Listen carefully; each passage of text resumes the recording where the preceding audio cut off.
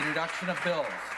The member for Lanark, Frontenac, Kingston. Thank you, Speaker. Speaker, I move that leave be given to introduce a bill entitled An Act to Amend the Legislative Assembly Act, the Lobbyist Registration Act 1998, the Members' Integrity Act 1994, and the Public Service of Ontario Act 2006, and that it now be read for the first time. Mr. Hillier has moved.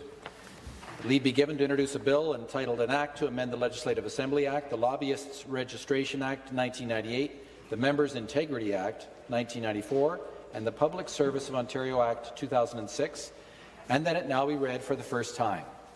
Is it the pleasure of the House that the motion carry? Carried. I'll ask the member for Lanark, Frontenac, Kingston to explain this bill. In the interest of brevity, Speaker, I'll summarize the explanatory note. The short title is the Public Accountability and Lobbyist Transparency Act 2019, which brings greater accountability to government and the public service and makes lobbyist interactions with decision-makers transparent. Also, under the current system, neither MPPs nor the public can bring a complaint against the actions of a member of the public service. It is a closed system where only public servants can register complaints against other public servants for violations of the Public Service of Ontario Act, and only MPPs can register complaints against other MPPs for violations of the Members' Integrity Act.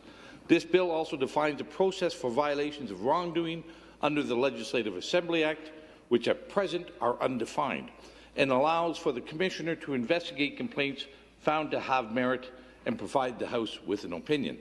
The bill also requires more detailed and timely reporting of lobbyists and principals of lobbyist firms, meetings with ministers, and also compels ministers to file reports of their meetings with the registrar.